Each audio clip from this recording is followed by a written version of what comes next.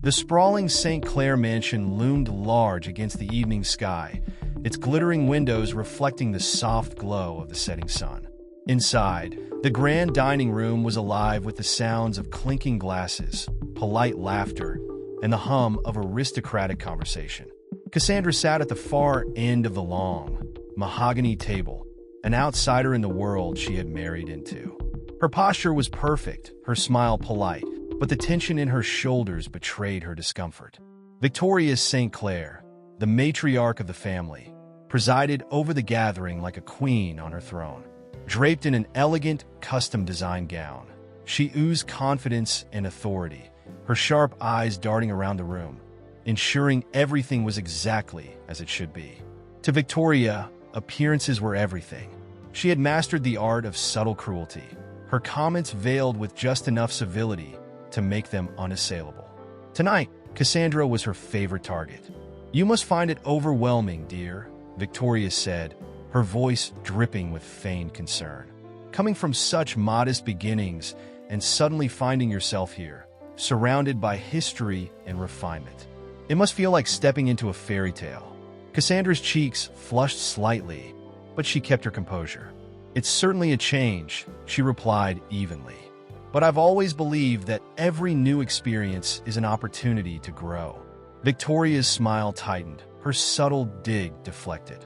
"How quaint," she said, turning her attention to the other guests, dismissing Cassandra with a flick of her hand. Across the table, Evelyn, Victoria's daughter, leaned in with a smirk.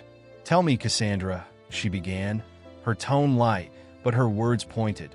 "What's it like living in a house with so much history? It must be intimidating to think of all the great people who've walked these halls." Cassandra met her gaze, her eyes calm and steady. "History isn't intimidating. It's inspiring. It reminds me that every person, no matter where they start, has the potential to leave a legacy." Robert, Cassandra's husband, shifted uncomfortably in his chair. He was a kind man, genuinely in love with Cassandra, but years of trying to please his domineering mother had left him unsure how to stand up to her. He reached for Cassandra's hand under the table, giving it a small squeeze. She returned the gesture, but didn't look at him, her focus fixed on Evelyn. The conversation moved on, but the tension lingered. Cassandra felt like an island in a sea of polished arrogance, each wave threatening to erode her sense of belonging.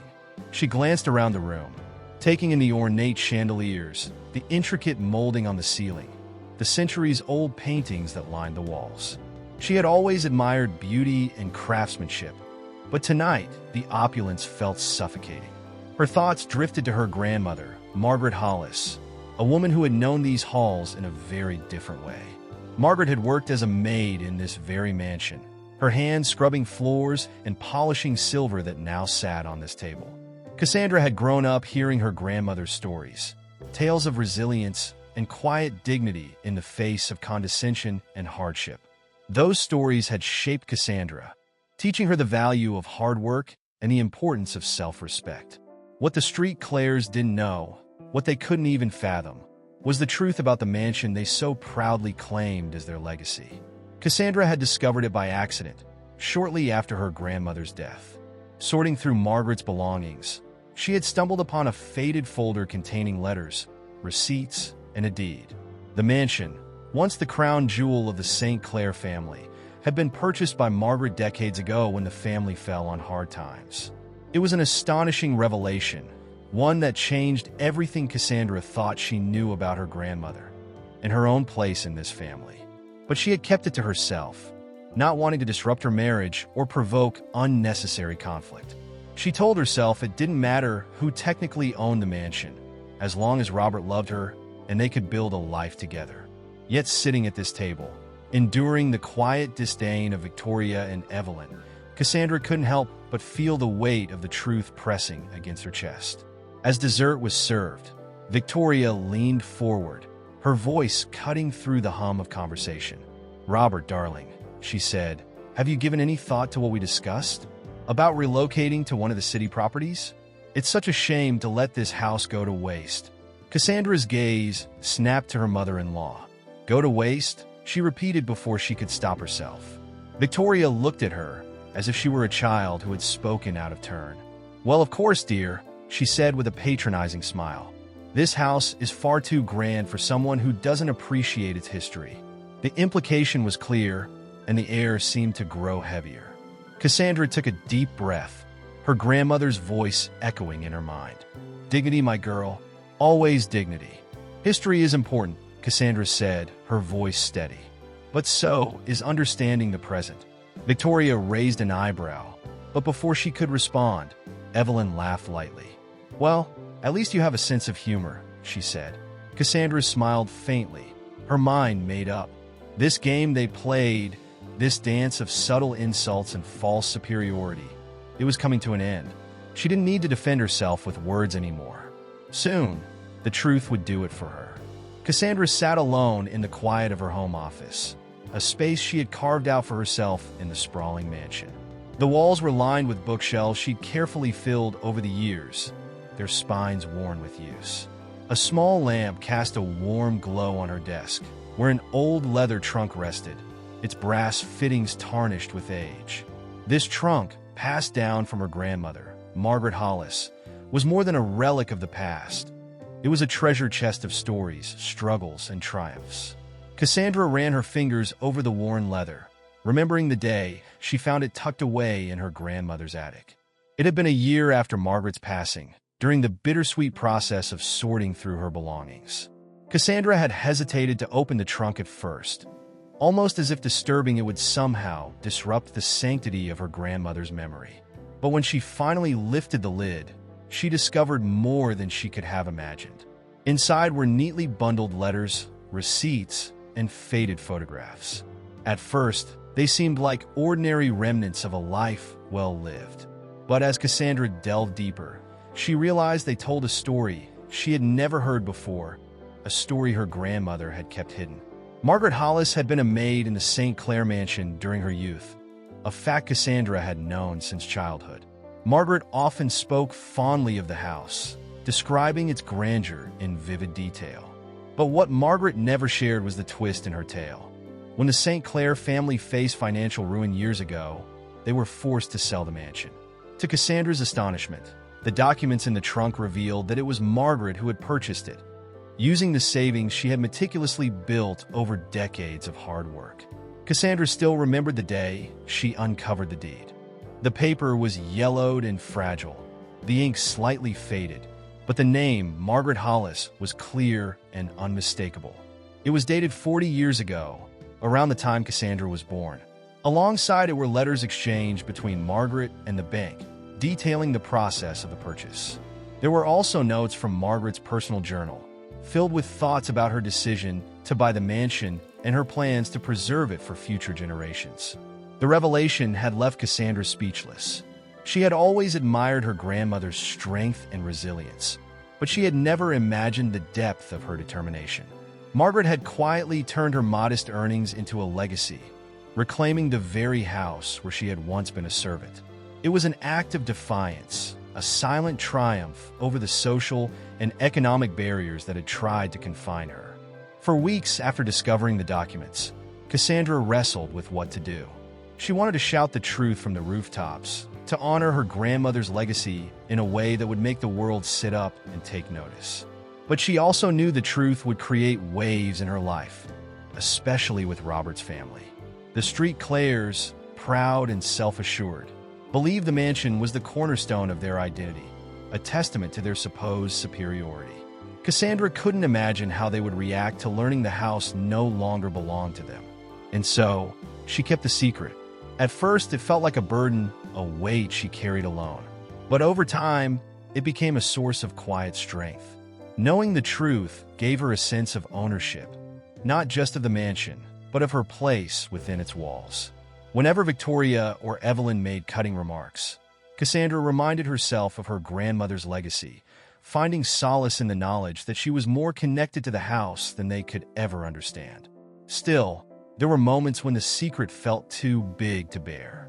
Late at night, when Robert was asleep and the house was silent, Cassandra would sit with the trunk and reread Margaret's letters, searching for guidance in her grandmother's words. One letter in particular stood out, "My dearest Cassandra," it began, "if you are reading this, it means the house is now yours. I hope you understand that this is more than bricks and mortar. It is a symbol of what can be achieved through hard work and faith. Do not let anyone make you feel small within its walls. This house belongs to you, just as your dreams belong to you. Protect both fiercely." Those words stayed with Cassandra, a quiet mantra she repeated to herself whenever she felt out of place. But as time went on, the weight of the secret grew heavier. Victoria's condescension, Evelyn's mockery, and even Robert's obliviousness all chipped away at her patience. Cassandra knew the day was coming when she would have to reveal the truth, not out of spite, but out of respect for her grandmother's legacy and her own sense of self-worth. As Cassandra closed the trunk and ran her hand over its lid, she made a silent promise. She would protect her grandmother's legacy, but she would also honor her own. The truth was no longer something to hide. It was something to embrace, something to share. And when the time was right, she would do just that. The St. Clair mansion gleamed with elegance, every detail meticulously prepared for the evening's grand dinner. The scent of freshly polished wood mingled with the rich aroma of gourmet dishes wafting from the kitchen. Victoria St. Clair had spared no expense, as she always did, ensuring that the night would be nothing short of perfection. The family dining hall, with its towering ceilings and glittering chandelier, was set for a feast fit for royalty. Cassandra stood near the entrance to the dining room, smoothing invisible creases in her dress. She had chosen a simple but elegant navy gown, one that made her feel confident without drawing too much attention. As guests arrived, she offered polite smiles and brief greetings, noting the subtle glances exchanged among the St. Clair family members. To them, she was still an outsider, a quiet anomaly in their world of privilege. Robert appeared at her side, his hand lightly resting on the small of her back. "You look beautiful," he murmured, his smile genuine but tinged with nerves. He knew these dinners were never easy for Cassandra, and he admired her for braving them with such grace. "Thank you," she replied, her tone warm but distant. She appreciated his support, but part of her wished he would speak up more when his family's comments veered into hostility. The guests were seated at the massive dining table, its surface adorned with fine china, crystal glasses, and an elaborate floral centerpiece. Victoria took her place at the head of the table, her presence commanding the attention of everyone in the room. Cassandra and Robert sat together on one side, while Evelyn and a handful of extended family members occupied the other seats. As the first course was served, the conversation flowed predictably, centering on the family's wealth, their latest acquisitions, and their upcoming social events. Cassandra listened quietly, her hands folded in her lap, her eyes drifting over the ornate details of the room. She had always admired the craftsmanship of the mansion, from the intricate woodwork to the hand-painted murals on the walls. It was a beautiful house, but tonight, it felt more like a gilded cage. "So, Cassandra," Evelyn began, her voice cutting through the chatter, "how are you adjusting to life in the mansion? It must be such a change from where you grew up." The table fell silent, and all eyes turned to Cassandra. She recognized the challenge in Evelyn's tone, the thinly veiled jab disguised as curiosity. Cassandra smiled faintly, refusing to take the bait. "It's certainly different," she replied, "but I've always believed that every new experience is an opportunity to learn and grow." Evelyn smirked, leaning back in her chair. "How very enlightened of you," she said, her words dripping with condescension. Victoria chimed in, her voice smooth and authoritative. "Yes, well, the mansion has a way of elevating people," she said, her eyes flicking briefly to Cassandra. "It carries such a rich history. Generations of St. Clairs have lived here, each leaving their mark. It's not just a house, you see. It's a legacy." Cassandra felt her chest tighten. She glanced at Robert, who avoided her gaze, focusing instead on the glass of wine in his hand. She knew he meant well, but his silence in moments like these felt like betrayal. "Tell me, Mother," Cassandra said, her voice steady, "what do you think makes a legacy? Is it the house itself, or the values of the people who live in it?" Victoria tilted her head, regarding Cassandra with a measured look. A legacy is built on strength, tradition, and the ability to uphold one's status, she replied. That's what the St. Clair name represents. Cassandra nodded thoughtfully, her expression unreadable. Interesting, she said, her voice calm. I've always thought a legacy was about resilience and integrity. Victoria's lips tightened, but before she could respond, Evelyn cut in. Well, whatever it is, this house is a symbol of the St. Clair family's legacy. It's been in our family for generations, hasn't it, Mother? Of course, Victoria said, her tone sharp. It's a testament to our enduring strength and success. Cassandra's fingers tightened slightly around her fork. She had heard this narrative before, the carefully crafted tale of the Street Clairs' unbroken lineage. It wasn't entirely a lie. There had been a time when the mansion was the family's pride and joy. But that time had passed long ago, and the truth was far less glamorous. The second course was served, and the conversation shifted briefly to lighter topics, but the tension lingered. Cassandra felt the weight of her grandmother's letters pressing on her mind, the words etched in her memory. This house belongs to you, just as your dreams belong to you. As dessert arrived, Victoria raised her glass for a toast. To the St. Clair family, she declared, her voice ringing with pride. May we continue to uphold our legacy and build on the foundation our ancestors created. The guests echoed her sentiment, but Cassandra stayed silent, her heart pounding in her chest. She looked around the table at the faces of her in-laws, their smug confidence filling the room like a noxious cloud. She had been patient long enough. The truth, once a quiet burden, now felt like a blazing fire inside her, demanding to be set free. She glanced at Robert, who gave her a small, supportive smile, completely unaware of what was about to unfold.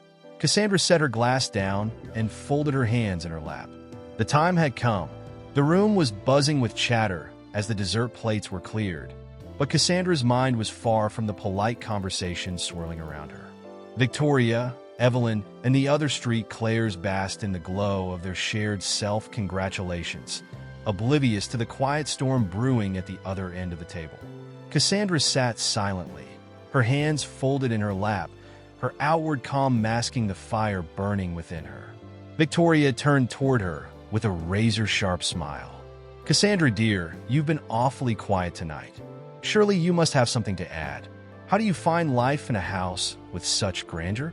It must be a far cry from what you're used to. Cassandra lifted her gaze slowly, meeting Victoria's eyes. It's certainly different, she said evenly. But I think what makes a house truly special is the people in it. Victoria arched a brow, her smile tightening. How poetic. Though I'd argue it's also about tradition, history, and knowing one's place within it. The jab landed, as it always did, but tonight, something shifted in Cassandra. She felt a surge of defiance, a flicker of her grandmother's spirit rising to meet the challenge. For years, she had endured these subtle insults, biting her tongue to keep the peace. But this time, she couldn't let it slide. Speaking of history, Evelyn interjected, her tone light but laced with venom. Mother, didn't you say the mansion was built by great-grandfather Charles St. Clair? What a legacy he left for all of us to enjoy. Victoria nodded, basking in the shared delusion. Indeed, he poured his heart and soul into this house. It's a testament to his vision and the strength of the St. Clair family. Cassandra leaned forward slightly, her voice calm but carrying a sharp edge. That's an interesting version of events. But from what I've heard, the mansion wasn't actually in the family for a period, was it? The table fell silent, the air suddenly heavy with tension. Victoria's smile faltered, and Evelyn's expression hardened. Robert looked up from his wine glass, sensing the shift, but unsure of what to say. Victoria recovered quickly, waving a hand dismissively. A temporary inconvenience, nothing more. The St. Clair name has always been tied to this house. It's part of who we are. Cassandra tilted her head, her gaze steady. But what about the time when the house was sold? That part of the story seems to get left out of the family history. Victoria's hand tightened around her wine glass, her mask of civility beginning to crack. I don't see how that's relevant. What matters is that the house is ours now, as it always should have been. Cassandra's heart pounded, the moment she had been holding back for so long finally arriving. She pushed her chair back and stood, the quiet scrape of wood against tile drawing every eye in the room. Robert reached for her arm, his expression a mix of confusion and concern, but she gently pulled away. "Actually," Cassandra began, her voice steady but firm, "that's not entirely true." Victoria's eyes narrowed. "What are you talking about?" Cassandra took a deep breath, her gaze sweeping the room. She could feel the weight of her grandmother's legacy, the strength that had carried Margaret through years of hardship, now flowing through her. "The truth is, this house doesn't belong to the street Clares anymore. It hasn't for decades." The silence was deafening. Victoria stared at her, disbelief etched on her face. Evelyn looked between Cassandra and her mother, her smirk fading into confusion. Robert stood as well, his brows furrowed. "Cassandra," he said softly, "what are you talking about?" Cassandra reached into her bag, which she had placed beside her chair earlier, and pulled out a slim folder. She opened it and carefully removed a stack of papers, placing them on the table in front of Victoria. "This," she said, her voice unwavering, "is the deed to the house. It was purchased over 40 years ago by Margaret Hollis. My grandmother." Victoria's hand trembled as she picked up the papers, her eyes scanning the document. The color drained from her face as the reality of what she was reading sank in. This is impossible," she whispered. "It's true," Cassandra said. "When your family faced financial difficulties and had to sell the house, my grandmother bought it. She saved every penny she earned working as a maid here, determined to make something better for herself and her family. And when she passed, she left it to me." The room erupted into chaos. Evelyn shot out of her chair, her voice rising in disbelief. "This has to be some kind of mistake. There's no way. This house is ours." Cassandra remained calm, her voice cutting through the commotion. "I have the legal documents to prove it. This house hasn't belonged to the street Clares for a very long time." Robert looked at her, stunned. "Cassandra, why didn't you tell me?" "I wanted to," she said, turning to him, "but I didn't know how. I didn't want this to come between us. But after everything tonight, I couldn't stay silent anymore." Victoria slammed the papers down on the table, her face contorted with anger and humiliation. "You think you can come into my house and throw this in my face?" "It's not your house," Cassandra said, her voice firm but without malice. "It's mine." The words hung in the air, heavy and undeniable. For the first time, Cassandra felt the weight of the truth lift from her shoulders. She had spoken her grandmother's truth, and there was no turning back now. The silence stretched on for what felt like an eternity, broken only by the faint ticking of the antique grandfather clock in the corner of the room. All eyes were fixed on Cassandra as she stood tall at the end of the table, her presence commanding a respect that had long been denied her. The folder containing the deed lay open in front of Victoria, the papers spread out like evidence at a trial. Victoria's hands trembled as she sifted through the documents, her disbelief evident. Robert reached for her hand, his touch reassuring.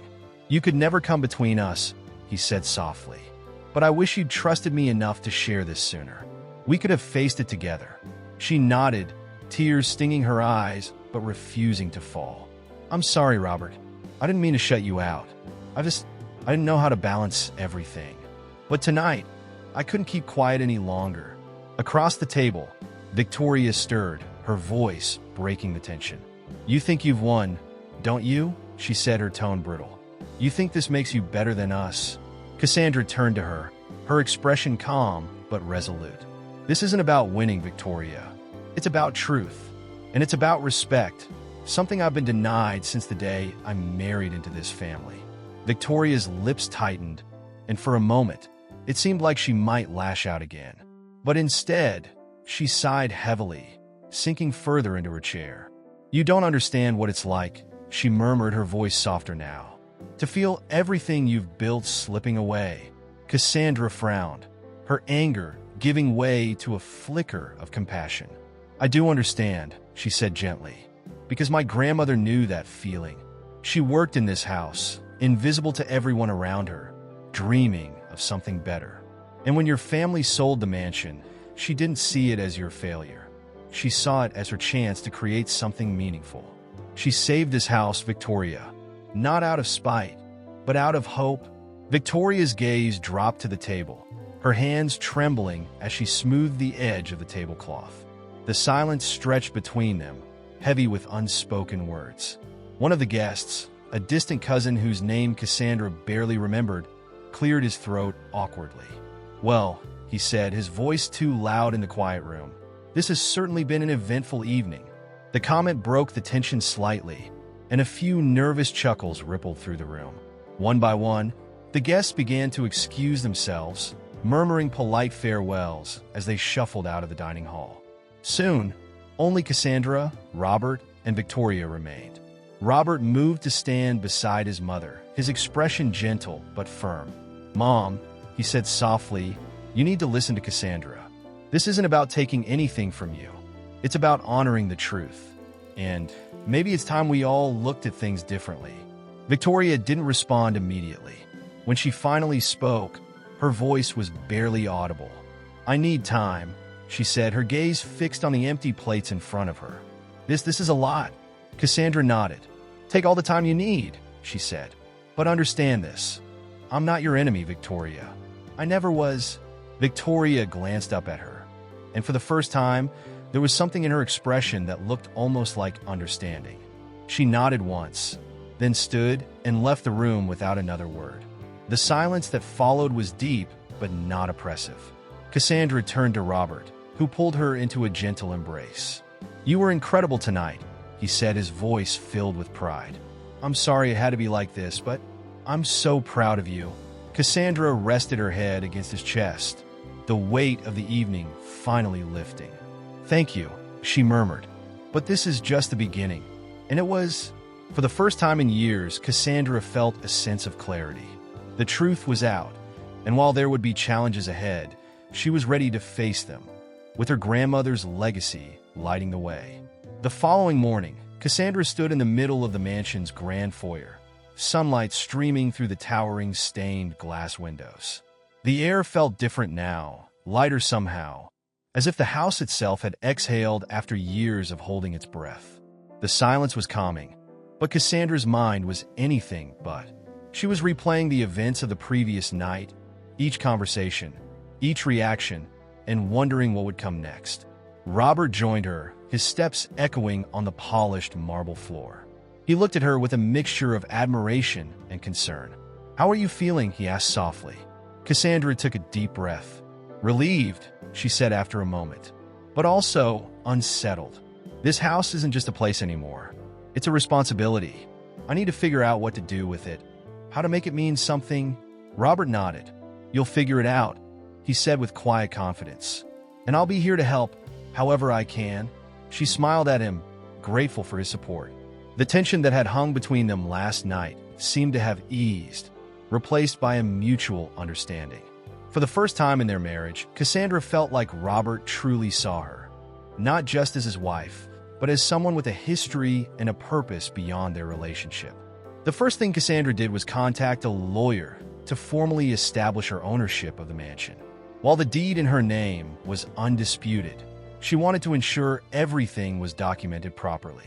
The process was straightforward, but it felt monumental, as if she were reclaiming not just the house, but also the narrative of her family's history. Victoria's reaction to Cassandra's legal assertion was quiet, almost subdued. She didn't argue or protest, but instead retreated to her private quarters, where she spent most of her days in silence. Cassandra wasn't sure if it was grief, shame, or simply exhaustion, but she respected the older woman's need for space. Evelyn, on the other hand, made no effort to hide her displeasure. She avoided Cassandra entirely, her absence a loud declaration of her disapproval. Cassandra, however, was too focused on her plans to dwell on their reactions. She spent hours walking through the mansion, room by room, making notes about what needed to be restored, updated, or repurposed. The house was beautiful, but it was also a relic of a bygone era, one that celebrated exclusivity and power over community and connection. Cassandra wanted to change that, Her vision for the mansion began to take shape as she pored over her grandmother's old letters and journals. Margaret had always dreamed of turning the house into a place where people could gather, learn, and grow, a space that would uplift those who needed it most. Cassandra decided to honor that dream by transforming the mansion into a community center. The idea was ambitious, and Cassandra knew it would take time, resources, and a lot of convincing to make it a reality. But the more she thought about it, the more certain she became. This was what the mansion was meant to be, a beacon of hope, not a monument to arrogance. She shared her plans with Robert one evening as they sat in the mansion's library, the warmth of the fire casting a soft glow over the room. A community center, he repeated, his brow furrowed. That's a big undertaking. I know, Cassandra said, her hands clasped tightly in her lap. But it's the right thing to do. This house has always been about power and privilege. I want it to be about something more. Robert leaned back in his chair, considering her words. You've thought this through, he said finally. And it's a beautiful idea. But you'll need help. I know, Cassandra admitted. And I'm hoping you'll be the first to offer. He smiled, reaching across the table to take her hand. You didn't even have to ask. Her once imperious demeanor was now replaced by a vulnerable uncertainty that none of the guests had ever seen before. This cannot be right, she stammered, her voice barely above a whisper. There must be some kind of mistake. There's no mistake, Cassandra said, her tone calm but unyielding. The deed is clear, and the history is documented. This house was purchased by Margaret Hollis, my grandmother, when your family sold it during a financial crisis. It has been legally hers and now mine for over 40 years. Evelyn's chair scraped loudly against the floor as she shot to her feet, her face flushed with anger. This is absurd. Are we just supposed to take your word for it? Some old piece of paper doesn't prove anything. Anyone could forge. Enough, Evelyn, Cassandra interrupted, her voice cutting through the tension like a blade. She reached into the folder and produced additional documents, bank statements, correspondence, and even a photograph of her grandmother standing proudly in front of the mansion, the keys in her hand. Cassandra placed them on the table, one by one, letting the weight of the evidence speak for itself. Evelyn's protest faltered as she leaned forward, her eyes scanning the papers. Her expression shifted from defiance to doubt, and finally, to something closer to resignation. She sank back in her chair, crossing her arms and glaring at Cassandra with a mixture of frustration and disbelief. Robert, who had remained seated until now, rose slowly, his brow furrowed as he processed the revelation. Cassandra, he said, his voice low, why didn't you tell me about this? Why keep something so significant from me? Cassandra turned to him, her expression softening for the first time that evening. I wanted to, Robert. I wanted to tell you everything the moment I found out. But I was afraid. I didn't know how it would affect us. Our relationship, your family. I didn't want this truth to become a wedge between us. He nodded slowly, his gaze searching hers. And now, Cassandra said, straightening her shoulders, I realized that keeping silent has only allowed the lies to continue. This isn't just about me or you. It's about honoring my grandmother's legacy and standing up for what's right. Victoria, who had been unusually quiet, finally looked up from the papers. Her eyes were rimmed with red, though her expression was hard to read. Do you think this makes you better than us? She asked, her voice trembling with a mixture of anger and something deeper, perhaps regret. Do you think owning this house gives you the right to sit here and lecture us about legacy? Cassandra held her gaze, her own eyes steady and unflinching. No, she said simply. What makes me different isn't the ownership of this house. It's what I've learned about humility, resilience, and kindness. Those are the qualities my grandmother embodied, and they're the qualities that make a legacy truly meaningful. The room fell silent again, the weight of Cassandra's words settling heavily over the gathering. Some of the extended family members exchanged uneasy glances, clearly unsure of how to respond. Others sat frozen, their expressions a mixture of shock and guilt. Let me tell you a little about Margaret Hollis, Cassandra continued, her voice taking on a steadiness that commanded attention. She worked in this house as a maid, cleaning your family's floors and serving your meals. She was treated as invisible, as if her life didn't matter. But she didn't let that define her. She worked harder than anyone I've ever known, saved every penny, and when the opportunity came, she bought this house. Not out of spite, but because she believed in the value of her own worth. Robert reached for Cassandra's hand, his grip firm but gentle. "I had no idea," he murmured, his voice filled with both admiration and remorse. "Your grandmother sounds extraordinary." "She was," Cassandra replied, squeezing his hand briefly before turning her attention back to Victoria. "And now, it's my responsibility to honor what she built, not by clinging to it for status or pride, but by using it to create something meaningful, something that reflects the values she held dear." Victoria's lips tightened, but she didn't respond. Her gaze drifted down to the papers in front of her, her fingers tracing the edges of the deed as if trying to absorb its reality. For the first time, the matriarch of the St. Clair family looked small, her carefully constructed persona crumbling under the weight of the truth. Evelyn broke the silence with a bitter laugh. "So, what now? You kick us all out? Turn the house into a museum for your precious family history?" Cassandra met Evelyn's sneer with a measured smile. "No one's getting kicked out, but things are going to change. This house will no longer be a symbol of exclusion and arrogance.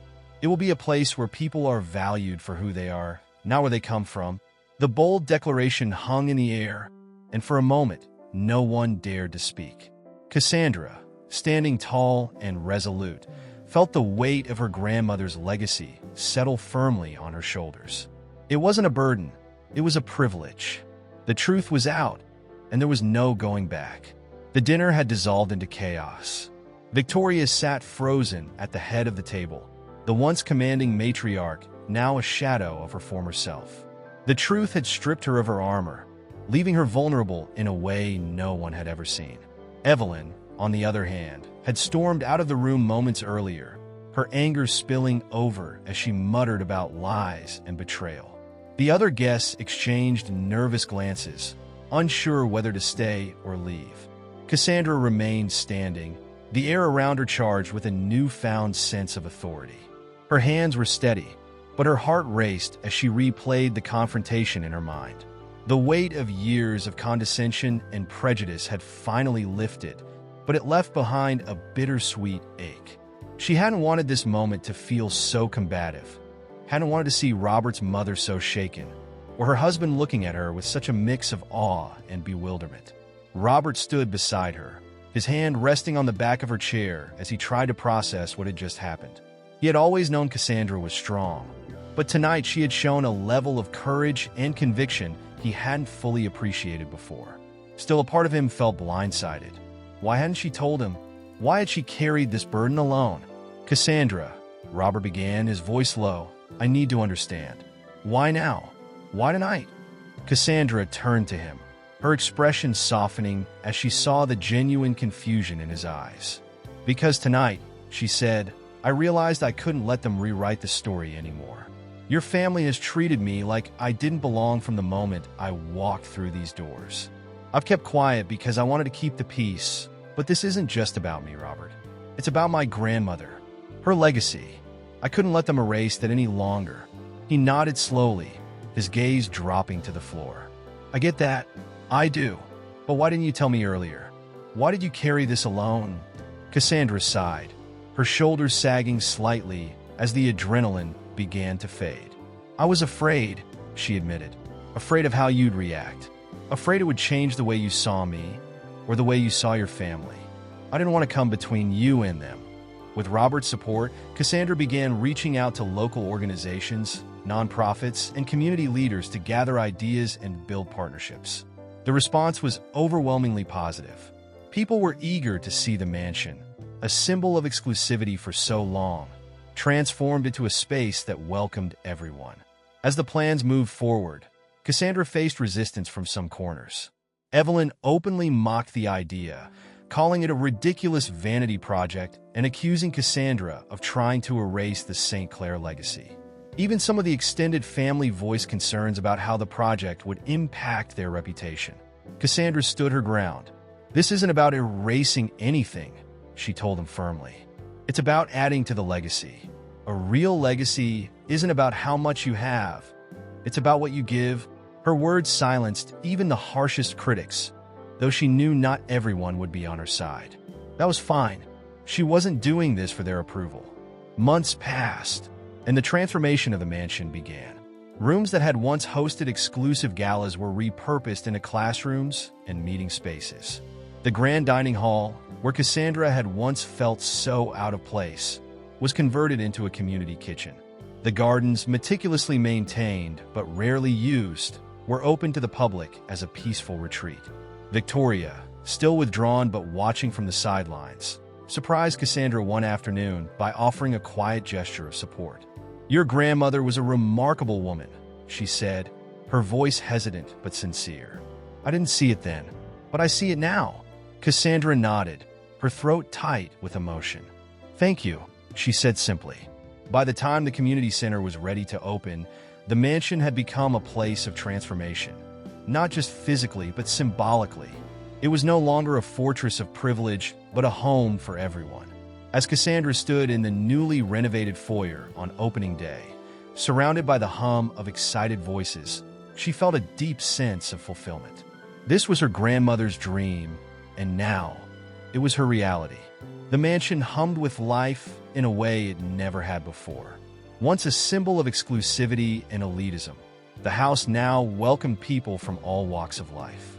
The grand double doors that had once closed out anyone deemed unworthy now stood open, inviting the community in. Children's laughter echoed through the halls as they attended art classes in rooms once reserved for high society soirees. In what was once the St. Clair's private library, young adults gathered to study, access free resources, and plan their futures. Cassandra moved through the mansion, her heart swelling with pride at every turn.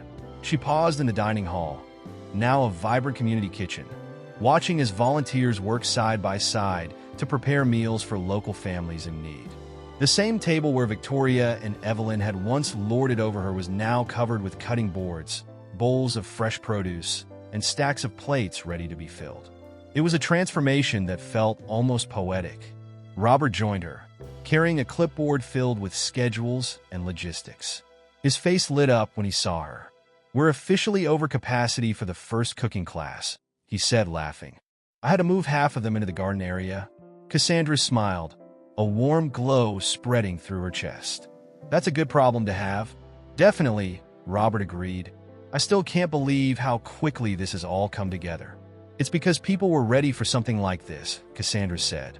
"All we had to do was open the doors." The transformation of the mansion hadn't been without its challenges. Cassandra had faced resistance from several corners, especially within the St. Clair family. Evelyn remained stubbornly opposed, her sharp comments echoing at every family gathering. "You've turned our heritage into a charity case," she sneered during one heated argument. "This house was meant to represent our legacy." "It still does," Cassandra replied firmly. "But now it's a legacy that helps people. That matters more than holding onto outdated ideas of what this place should be." Evelyn scoffed, but her words lacked the bite they once carried. The truth was, even she couldn't ignore the positive impact the community center was having. The mansion was no longer a relic of the past. It was alive with purpose. Victoria's response had been more complicated. At first, she had withdrawn entirely, retreating to the farthest wing of the house and refusing to engage with the changes happening around her. But slowly, something began to shift. She started attending meetings, sitting quietly in the back as Cassandra presented plans for new programs and partnerships. She didn't speak much, but her presence spoke volumes. One afternoon, Victoria approached Cassandra in the newly renovated garden, where a group of children was planting vegetables as part of an after-school program. She stood stiffly, her hands clasped in front of her, as if unsure how to begin. "Cassandra," she said finally, her voice softer than Cassandra had ever heard it. "I want to say, I underestimated you." Cassandra turned to her, startled. "Victoria." "No, let me finish," Victoria interrupted, her eyes fixed on the children playing nearby. "When Robert married you, I thought you didn't belong here. I thought you didn't understand what it meant to be part of this family, this house. But I see now that I was wrong. You've done something remarkable." Cassandra's throat tightened with emotion. "Thank you," she said quietly. "That means more than you know." Victoria nodded, her gaze lingering on the garden. "Your grandmother would be proud," she said softly before turning and walking away. It wasn't a grand apology, but it was enough. For the first time, Cassandra felt a sense of peace with Victoria, a truce built on mutual respect. The grand opening of the community center marked the culmination of months of hard work. The mansion, once a cold and imposing structure, was now warm and inviting, its walls adorned with artwork created by local students. The main hall was filled with people, families, volunteers, and community leaders, all gathered to celebrate the new chapter in the mansion's history. Cassandra stood at the front of the room, her heart pounding as she prepared to speak. She glanced at Robert, who gave her an encouraging nod, and then at Victoria, who sat quietly in the second row, her expression unreadable but her presence significant. Taking a deep breath, Cassandra stepped up to the podium. "Thank you all for being here," she began, her voice steady despite the lump in her throat. "This mansion has been a part of my family's story for decades, and today, it becomes a part of yours." My grandmother, Margaret Hollis, believed in the power of hard work, resilience, and community. She dreamed of creating a space where people could come together, support one another, and grow. Today, we honor that dream. The room erupted in applause, but Cassandra wasn't finished. This house has seen its share of history, some of it inspiring, some of it difficult. But today, we move forward. This isn't just a community center. It's a testament to what we can achieve when we choose to build each other up instead of tearing each other down. As she stepped away from the podium, the applause grew louder, filling the mansion with a sound it had never known before, a sound of unity, hope, and purpose. Cassandra felt tears prick her eyes as she looked out at the crowd, her heart full. This wasn't just her victory. It was her grandmother's. It was the community's. It was everyone's. And for the first time, the mansion felt like home. The grand opening of the community center had been a resounding success, and in the weeks that followed, the mansion settled into its new rhythm. What had once been a quiet, almost lifeless house now buzzed with energy and purpose. People flowed through its doors daily, parents bringing their children to after-school programs, young adults seeking career guidance, and volunteers working tirelessly to make every new initiative a success. Cassandra walked through the gardens one crisp morning, watching a group of seniors gathered for a gardening class. Their laughter filled the air as they planted rows of flowers, transforming the once ornamental space into something vibrant and alive. She paused to admire their work, a smile playing on her lips. This, she thought, was exactly what her grandmother had envisioned. A place where people of all ages and backgrounds could find joy, purpose, and connection. Robert appeared at her side, holding 2 steaming cups of coffee. He handed one to her with a grin. "Looks like the gardening program is a hit," he said, nodding toward the group. "It is," Cassandra replied, taking a sip. "I love seeing this place come alive." He studied her for a moment, his expression softening. "You've done something incredible here, Cassandra. I hope you know that."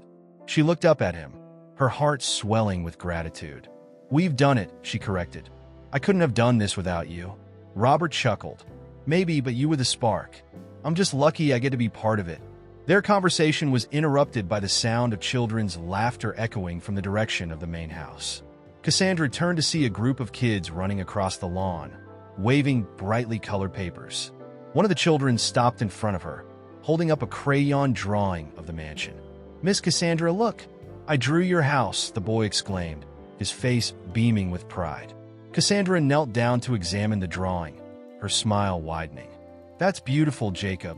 You've really captured it." The boy grinned before running off to join his friends. Cassandra stood, her gaze lingering on the children as they played. In that moment, she felt a deep sense of fulfillment. This wasn't just a house anymore. It was a home for everyone who walked through its doors. Later that afternoon, Cassandra found herself back in the dining hall, now bustling with activity as volunteers prepared meals for the weekly community dinner. She rolled up her sleeves and joined them, chopping vegetables and chatting with the other volunteers. The atmosphere was warm and lively, a far cry from the stiff, formal dinners she had once endured in this room. As the evening approached and the first guests began to arrive, Cassandra noticed Victoria standing near the doorway. The older woman was dressed simply, her usual air of formality replaced by something quieter, more contemplative. Cassandra hesitated for a moment before approaching her. "Victoria," she said gently, "I'm glad you're here." Victoria nodded, her gaze sweeping the transformed room. "It's different," she said, her tone thoughtful. "But it's good." Cassandra smiled. "It means a lot to me that you came." Victoria turned to her, and for the first time, there was no trace of condescension in her expression. "I've been thinking about what you said," she admitted. "About legacy. I spent so many years clinging to an idea of what this house was supposed to represent. But maybe it's time to let go of the past." Cassandra's throat tightened with emotion. "This house will always be part of your family's story," she said. "But now it's part of something bigger, too." Victoria nodded slowly. "Your grandmother was an extraordinary woman, and so are you." The words hung in the air, heavy with meaning. Cassandra reached out and placed a hand on Victoria's arm. "Thank you," she said softly. As the community dinner began, Cassandra moved through the crowd, greeting guests and marveling at the diversity of people who had come together. Neighbors who had never spoken were now laughing and sharing stories over plates of food. Volunteers bustled around, ensuring everyone had what they needed. The mansion, once a fortress of exclusion, had become a sanctuary of inclusion and hope. At the end of the evening, as the last guests trickled out and the volunteers began cleaning up, Cassandra stepped outside to the garden. The air was cool and crisp, the stars twinkling above. She sat on a stone bench, her heart full as she reflected on everything that had brought her to this moment. Robert joined her a few minutes later, sitting beside her and slipping his hand into hers. They sat in comfortable silence for a while, the night enveloping them like a warm embrace. "Do you think your grandmother would be proud?" Robert asked finally, his voice soft. Cassandra smiled, her eyes misting over. "I hope so. She believed in building something bigger than yourself, something that would outlast you. I think we've done that here." Robert squeezed her hand. "You've created something incredible, Cassandra, and it's only the beginning." She leaned her head against his shoulder, letting the quiet of the night wash over her. For the first time in years, she felt a profound sense of peace. The mansion, with all its history and scars, had been reborn, not as a monument to one family's wealth, but as a beacon of hope for an entire community. This was her grandmother's legacy. This was her own. And as Cassandra gazed out at the mansion, its windows glowing softly in the night, she knew in her heart that this was exactly where she was meant to be.